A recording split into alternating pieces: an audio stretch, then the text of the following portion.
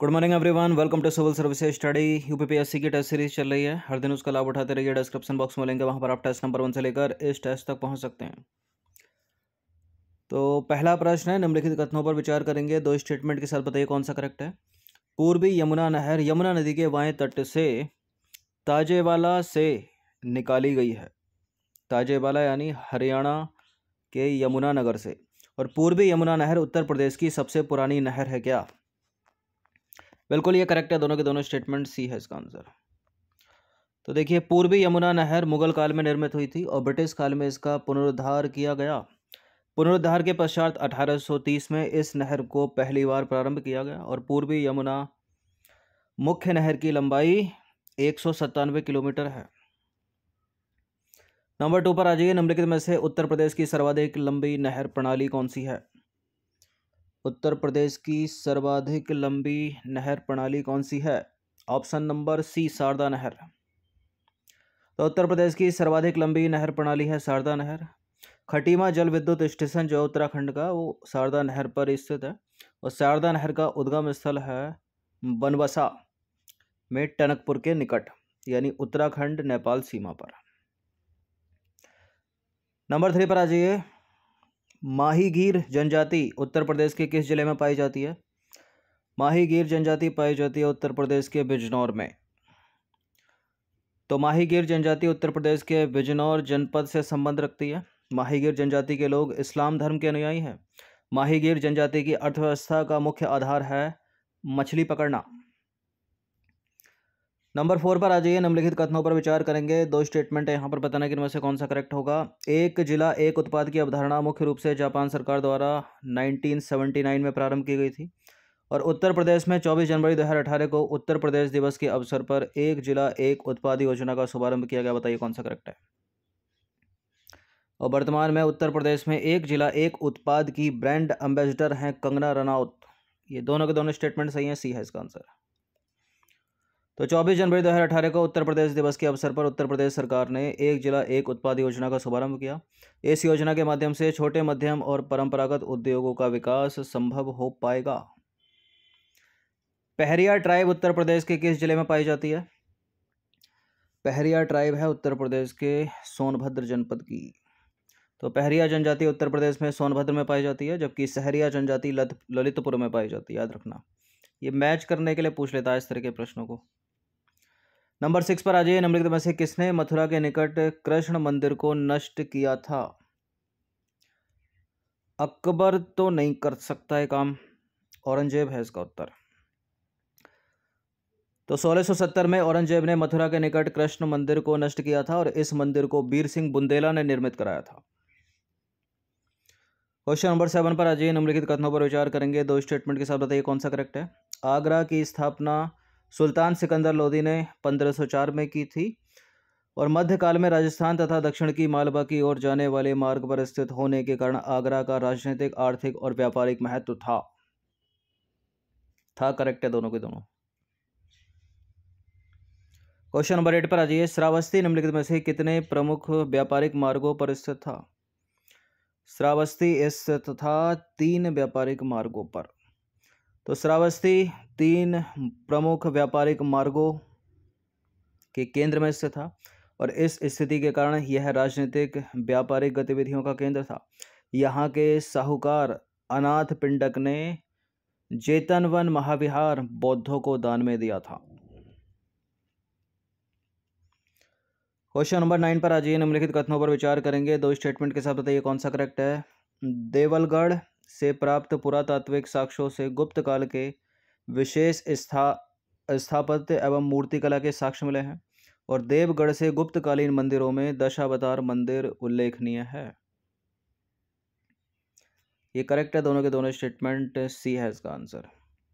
तो दशावतार मंदिर की विशेषता यह है कि इसमें 12 मीटर ऊंचा एक शिखर है, जो भारतीय मंदिर निर्माण में शिखर का संभवतः पहला उदाहरण है। 10वां प्रश्न है, जैन धर्म के कितने तीर्थकरों की जन्मस्थली अयोध्या थी? बताइए, जिसका पुराना नाम है फैजाबाद। 4 5 6 7 5। तो जैन धर्म के 5 तीर्थकरों की जन्मस्थली अयोध्या थी। जैन धर्म के प्रथम तीर्थकर, 24वें तीर्थकर और 23वें का नाम आपको पता होना चाहिए, पूछ लिया जाता है एग्जाम में। तो प्रथम है ऋषभनाथ, दूसरे हैं अजितनाथ और चौथे अभिनंदन नाथ और पांचवें हैं सुमितनाथ और चौथे हैं अनंतनाथ। तो इन 5 जैन तीर्थकरों की जो जन्मस्थली है वो है उत्तर प्रदेश की अयोध्या। यानी पहले ऋषभनाथ की, दूसरे अजितनाथ की, चौथे अभिनंदन नाथ की और पांचवें सुमितनाथ की और 14वें अनंतनाथ की। नंबर 11 पर आ जाइए। सप्तम जैन तीर्थकर सुपार्श्वनाथ और 23वें जैन तीर्थकर पार्श्वनाथ की जन्मस्थली निम्नलिखित में से कौन सी है? 7वें और 23वें पार्श्वनाथ जो इम्पोर्टेंट है, काशी है, ऑप्शन नंबर ए। तो सप्तम सुपार्श्वनाथ और 23वें पार्श्वनाथ की जो जन्मस्थली है वो है काशी, वाराणसी, उत्तर प्रदेश की। 12वां प्रश्न है, निम्नलिखित में से किस स्तंभलेख को रानी का अभिलेख भी कहा गया है? किस स्तंभलेख को रानी का अभिलेख भी कहा गया है? प्रयाग स्तंभलेख को। तो प्रयाग स्तंभलेख पर अशोक की रानी करुबाकी द्वारा दान दिए जाने का उल्लेख है और इसे रानी का अभिलेख भी कहा गया है। ठीक है, कारुकी द्वारा दान दिए जाने का उल्लेख है, करुबाकी, अशोक की रानी करुबाकी। 13वां प्रश्न है, सोहगौरा ताम्रलेख उत्तर प्रदेश के किस जनपद से मिला है?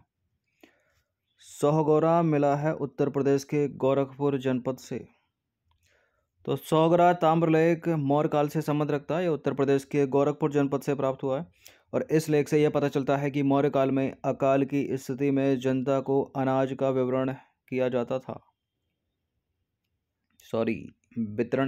था। नंबर 14 पर आ जाइए। निम्नलिखित कथनों पर विचार करेंगे, 2 स्टेटमेंट के साथ बताइए कौन सा करेक्ट है। काशी का सर्वप्रथम उल्लेख अथर्ववेद में मिलता है और महाभारत के अनुसार काशी की स्थापना दिपोदास ने की थी। ये दोनों के दोनों ही करेक्ट हैं, सी है इसका आंसर। नंबर 15 पर आ जाइए। निम्नलिखित कथनों पर विचार करेंगे। पहला स्टेटमेंट है, अमीर खुसरो का जन्म उत्तर प्रदेश के कासगंज जिले में पटियाली नामक गांव में 1553 में हुआ था और अमीर खुसरो ने ईरानी संगीत रागों में प्रचलित भारतीय रागों का मिश्रण करके अनेक रागों का आविष्कार किया। बताइए कौन सा करेक्ट है। देखिए करेक्ट है दोनों के दोनों स्टेटमेंट, सी है इसका आंसर। तो अमीर खुसरो को तबला और सितार वाद्य यंत्रों का आविष्कार का श्रेय दिया जाता है। नंबर 16 है, कुटागार शालाओं का संबंध निम्नलिखित में से किससे है? कुटागार शालाएं जो हैं वो हैं वाद विवाद से संबंधित बौद्ध स्थल। कुटागार शाला होती है नुकीले छत वाली झोपड़ी। तो कुटागार शालाओं का संबंध वाद विवाद से संबंधित बौद्ध स्थल से है और बौद्ध ग्रंथों में 64 संप्रदायों या चिंतन परंपरा का उल्लेख मिलता है। देखिए बौद्ध शिक्षक एक जगह से दूसरी जगह घूम घूम कर अपना दर्शन या विश्व के विषय में अपनी समझ से लेकर एक दूसरे से सामान्य लोगों से तर्क वितर्क करते थे और ये चर्चाएं जो हैं वो कुटागार शालाओं या ऐसे उपवनों में होती थी जहां मनीषी रहते थे और कुटागार शालाएं जो है नुकीली छत वाली झोपड़ी है। नंबर 17 पर आ जाइए। बौद्ध धर्म त्रिपिटकों के संबंध में निम्नलिखित कथनों पर विचार करना। यह है त्रिपिटक और यह है विषय। दर्शन विनय पिटक, बुद्ध की शिक्षाएं सुत्त पिटक, नियमों का संग्रह अभिधम्म पिटक। देखिए बुद्ध की शिक्षाएं सुत्त पिटक में ये सही है, लेकिन नियमों का जो संग्रह है वो विनय पिटक में है और दर्शन अभिधम्म पिटक में है। तो केवल दूसरे वाला करेक्ट है यहाँ पर। तो इसका आंसर हो जाएगा ऑप्शन नंबर बी। तो देखिए बुद्ध की शिक्षाओं का संग्रह को जो है त्रिपिटक कहा जाता है। विनय पिटक में संघ या बौद्ध मठों में रहने वाले लोगों के लिए नियमों का संग्रह था, ठीक है, विनय पिटक में। और बुद्ध की शिक्षाएं सुत्त पिटक में रखी गई तथा दर्शन से जुड़े विषय अभिधम्म पिटक में रखे गए। तो पहला सुमेलित नहीं है, दूसरा सही है, तीसरा सुमेलित नहीं है। क्वेश्चन नंबर 18 पर आ जाइए। निम्नलिखित सिद्धांतों पर विचार करना है। संपूर्ण विश्व प्राणवान है। जन्म और पुनर्जन्म का चक्र कर्म द्वारा निर्धारित होता है और कर्म के चक्र से मुक्ति के लिए तपस्या की आवश्यकता होती है। उपर्युक्त सिद्धांत किस धर्म या संप्रदाय से संबंधित है? संपूर्ण जो सारा विश्व है वो प्राणवान है। जन्म तथा पुनर्जन्म का चक्र कर्म द्वारा निर्धारित होता है और कर्म के चक्र से मुक्ति के लिए तपस्या की आवश्यकता होती है। जैन धर्म। तो देखिए, उपर्युक्त जो सिद्धांत है वो जैन धर्म से संबंध रखता है। इसकी सबसे महत्वपूर्ण अवधारणा यह है कि संपूर्ण विश्व प्राणवान है और अहिंसा इस धर्म का केंद्र बिंदु है। जन्म और पुनर्जन्म का चक्र कर्म के द्वारा निर्धारित होता है और कर्म के चक्र से मुक्ति के लिए त्याग और तपस्या की आवश्यकता होती है, जो संसार के त्याग से ही संभव है। इसलिए मुक्ति के लिए विहारों में निवास करना एक अनिवार्य नियम बन गया। देखिए, जैन भिक्षु तथा भिक्षुणी 5 व्रतों पर विश्वास करते थे। हत्या न करना, चोरी न करना, झूठ न बोलना और ब्रह्मचर्य और धन संग्रह न करना। ठीक है, ब्रह्मचर्य अपनाना और धन का संग्रह न करना। क्वेश्चन नंबर 19 पर आ जाइए। निम्नलिखित में से किसके लिए श्रमण शब्द का प्रयोग किया जाता था? श्रमण शब्द है ऐसे व्यक्ति जिन्होंने सांसारिक जीवन को त्याग दिया हो। सी। तो श्रमण ऐसे लोगों को कहा जाता था जिन्होंने सांसारिक जीवन को त्याग दिया हो। सुत्त पिटक में कहा गया है कि लोगों को 5 तरह से ब्राह्मणों तथा श्रमणों की देखभाल करनी चाहिए। कर्म, वचन, मन से अनुराग द्वारा उनके स्वागत में हमेशा घर खुला रखकर और उनकी दिन प्रतिदिन की जरूरतें यानी आवश्यकताओं को पूरा करके। क्वेश्चन नंबर 20 पर आ जाइए।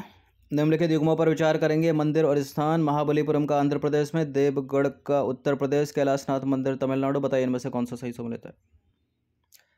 देखिए, देवगढ़ का मंदिर तो उत्तर प्रदेश में सही है। कैलाशनाथ मंदिर तमिलनाडु में नहीं है। महाबलीपुरम का मंदिर जो है वो तमिलनाडु में, कैलाशनाथ मंदिर है महाराष्ट्र में। केवल 2 ही यहाँ पर सम्मिलित है। तो महाबलीपुरम का मंदिर जो है वो तमिलनाडु में है, देवगढ़ का मंदिर उत्तर प्रदेश से ही है, कैलाशनाथ मंदिर है महाराष्ट्र के एलोरा में। तो 20 प्रश्न थे, इनकी प्रैक्टिस एक बार कर लीजिएगा। धन्यवाद।